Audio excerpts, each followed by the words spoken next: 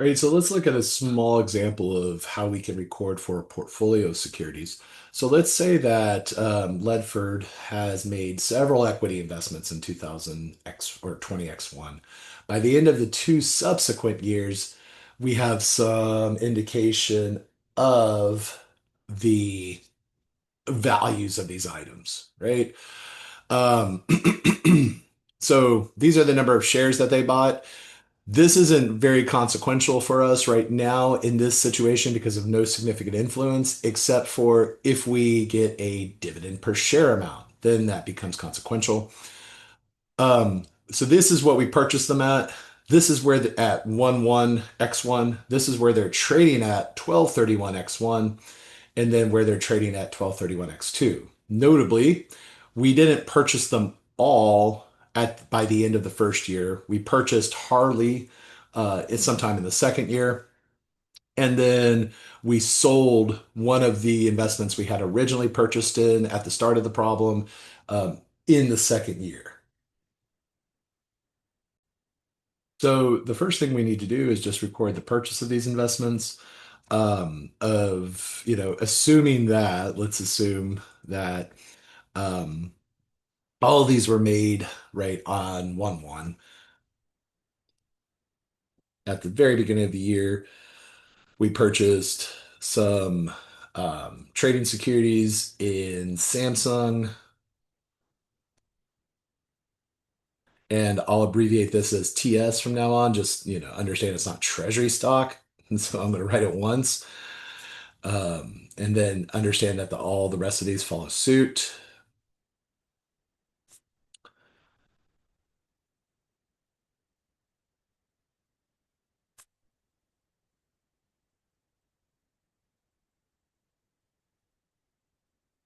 And let's assume, unless otherwise stated, that we reported all of these in cash, paid for all of these in cash.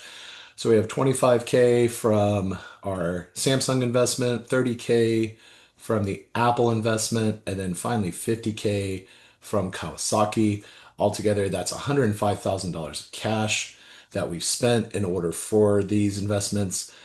And of course, remember, you know me, I'm super big on classifications of these items, not just recording a journal entry. These would all be current assets, trading securities. Of course, we are giving up a current asset in order to purchase these. And overall, there's no change in net assets because it's just assets for assets. When we purchase the Harley asset, let's again assume that this happened on the first of the year of X2 because we did not own the Harley asset trading security during the first year, during X1, but all of a sudden it has a market presence in X2.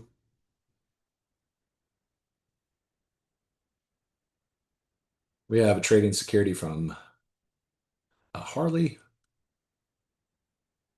which was apparently purchased at 95,000.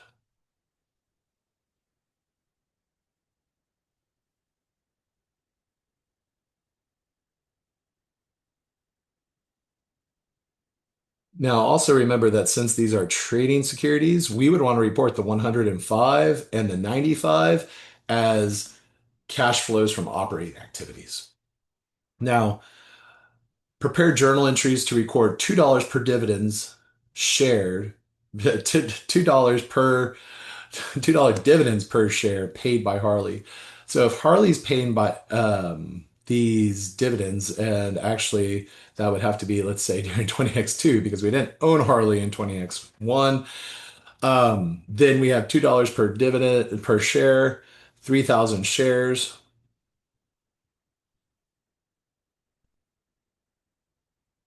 And so that's $6,000 in dividends. And we record it as a debit to cash because we're receiving cash as a shareholder and a credit to dividend revenue. And the cash, of course, is an asset. The dividend revenue, that is going to be net income, of course. A non-operating net income on the income statement. On the statement of cash flows, remember, we can record this $6,000 cash flow as either an operating cash flow or an investing cash flow. Prepare the journal entries to record fair value adjustment at the end of 20X1 and 20X2. Don't forget that we purchased and sold some investments. And so I always say that we need to have our T accounts up in order to figure this piece out. So what I would do is start a T account for the total equity securities, our trading securities, as well as one for any security fair value adjustment. So at the start of the period, we would have bought equity securities of 105,000 that are all classified as trading securities. So that begins my T account at 105,000. As long as we keep this at historical cost, we don't have to worry too much about reversing security fair value adjustments when things are sold. It'll take care of itself. As we purchase these, there is no security fair value adjustment because these are currently at the price. The price paid was the market price. And so the market and the historical cost are not divergent at all at this point. And so that's a $0 balance. Now, at the end of the first year, no additional trading securities have been bought, not by the end of X1. Oops. So this remains at 105,000. In order to determine what the security fair value adjustment is, we need to establish what the market value of our portfolio is. So we have 34,000, 24,000, that's 58. And then we add 75. So that should be 133,000. Yep, 133,000. So that's the combined value of market value of my securities. Whereas right now, this has a combined value, a historical cost of 105. So I don't want to put 133 here. I want to recognize that 133 is the market price at 1231 X1. And this is the market price of the portfolio. And so in order to get to that market price, I need to adjust the historical cost by 28,000. Okay. The 28,000 is a balance, right? I basically solved for my desired balance. And so now what we want is the entry, the mark-to-market entry that will attain this balance. And yes, in this case, it is the same as the balance, but only because we started at $0. To put that 28,000 in as a credit, ooh, and this is my bad. This should all be on the debit side of things. This is an adjunct account, and so it needs to be on the same side as the asset. My apologies. Security fair value adjustment and a credit to an unrealized gain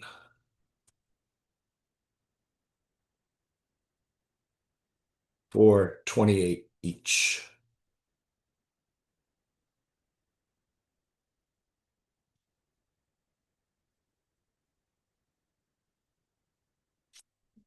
All right. So that's the mark to market that we have to make at the end of the period, and we're okay. Now, at the end of the next period, we did have an addition and a subtraction to our historical costs, right? We sold Kawasaki from the end of the first year to the end of the second. We purchased Harley from the end of the first to the beginning of the second year. So basically, this Harley asset's coming in, even as for 95, even as the Kawasaki is exiting my trading security account at 50. Let's go ahead and record the sale of our Kawasaki. And apologize again. I screwed up and took the wrong amount here. Harley was bought at 102,000. 102,000. Grabbed the wrong number. So we purchased Harley at 102,000. We sold Kawasaki for 95. And I only saw that when I looked at Kawasaki's sale piece. So if we sold Kawasaki for 95, this would be happening in the second year. This happened at the end of the first year. This is say at 2-1x1. We sold our Kawasaki investment. And when we sell that investment, we received 95,000 as indicated below the table. We need to credit the Kawasaki investment. And what do we have the Kawasaki investment recorded at in my trading security account? Well, it's just recorded at its historical cost because all of the modifications, the mark to market, were made through security fair value adjustment. We never touched that 50,000.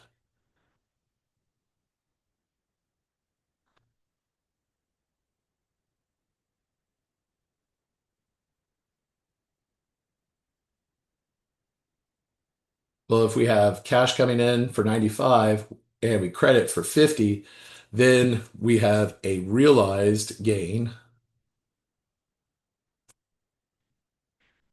on sale. I don't have time, I don't have room to put that. But that realized gain does push my net income up. And of course, I record the removal of that Kawasaki security. I would want to enter this into my trading security T account, right? Kawasaki's going down for 50,000. But what else happened after the end of 1231X1 as we're making our way to 1231X2? Well, the other thing that happened, of course, is we purchased Harley. And we purchased Harley for 102,000.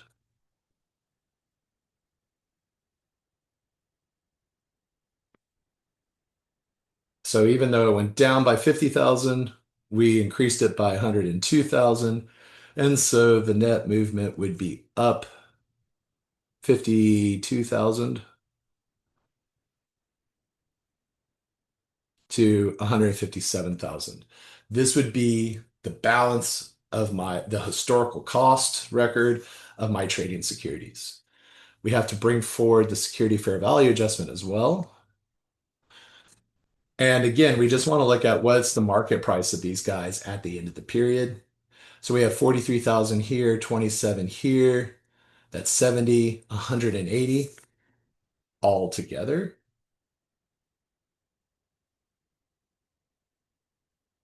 So we have $180,000. This is the market price of the portfolio at the end of the second year. In order to get to $180,000, we would need to increase our trading security historical cost account by 23,000. And uh, I was determined to put that on the wrong side. So we have what should be a debit balance of 28,000. We're wanting to get to a debit balance of 23,000. In order to do that, we're going to need in this case, a credit adjustment of 5,000. So that credit adjustment of $5,000 is going to be similar to what we made here, except in reverse. Instead of debiting the security fair value adjustment, we're crediting the security fair value adjustment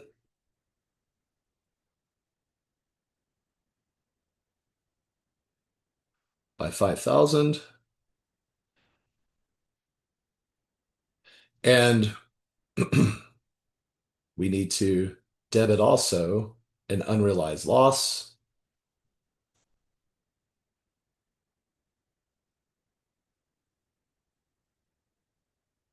for that amount.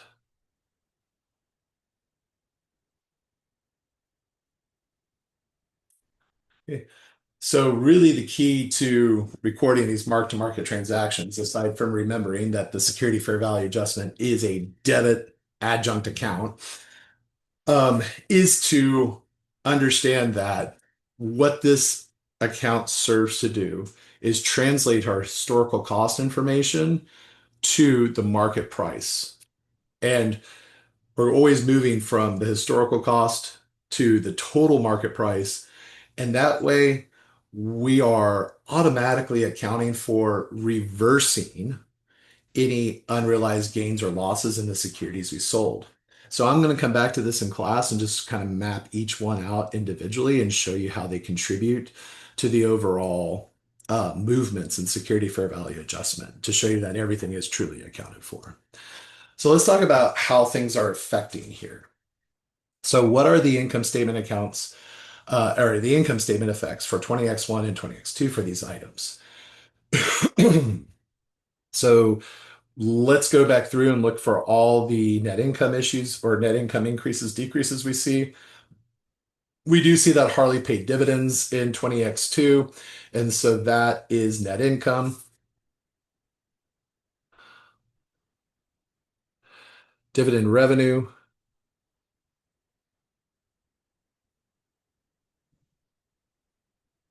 and that was in X2 that they paid those dividends because we didn't own them at all in X1. That's 6,000. We have unrealized gains and realized gains. Our unrealized gain of 28,000 is also going to affect net income. And then we had an unrealized loss. So let's go net income, unrealized gain of 28,000. That's for 20x1. Net income, unrealized loss. That's going to affect income in 20x2. That's our mark to market adjustment for 20x2. And then finally, the realized gain also is going to affect net income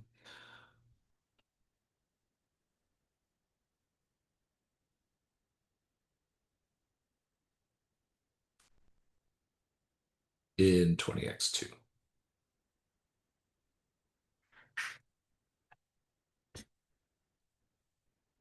Yeah. Now, what are the values of these? Remember, trading securities are always recorded at fair value on the balance sheet. So we're looking at what is the market value of this entire portfolio. We would record 133,000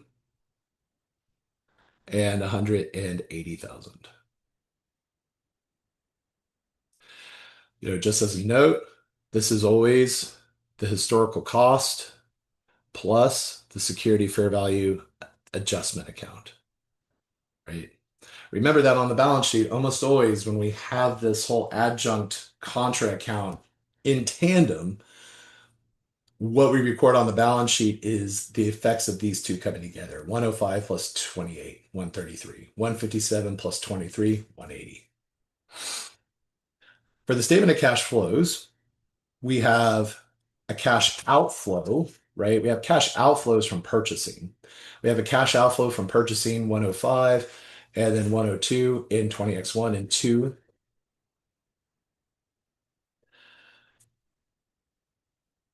So we have a purchase of trading securities. In 20x1, it was 105,000. In 20x2, it was 102,000. And that's going to be in the cash flow from operating activities. Okay. Um, in terms of the dividend, remember we could either do this through CFO or CFI.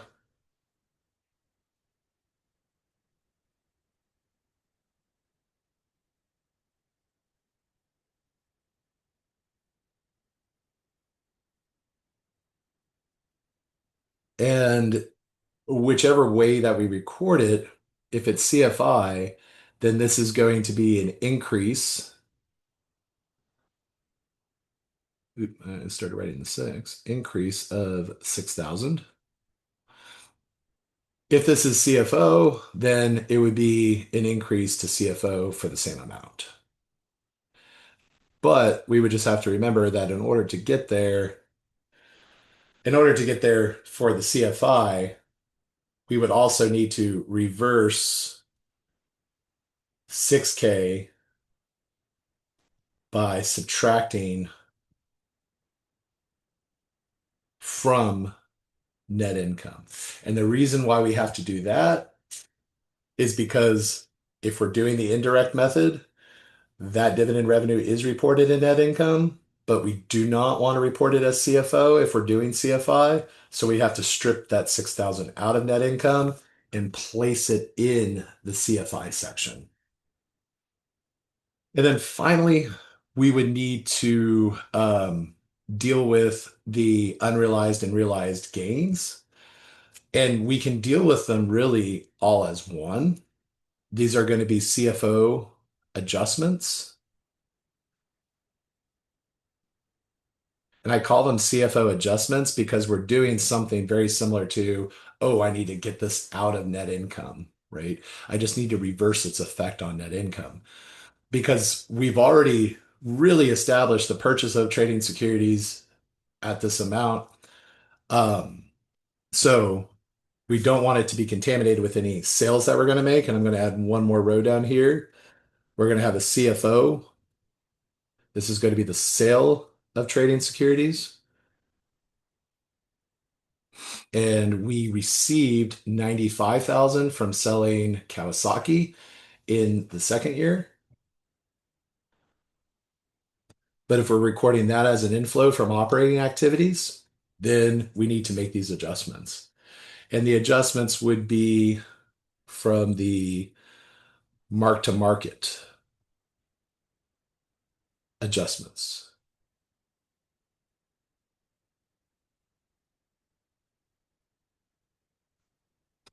So we have a mark to market adjustment, unrealized gain here. We need to subtract that out. We have a mark to market adjustment and a realized gain. So we have a $45,000 realized gain that we need to back out, and we have a $5,000 unrealized loss we have to back out. So overall, we're backing out a $40,000 amount from my CFO in order to appropriately adjust these effects and accurately report them. All right.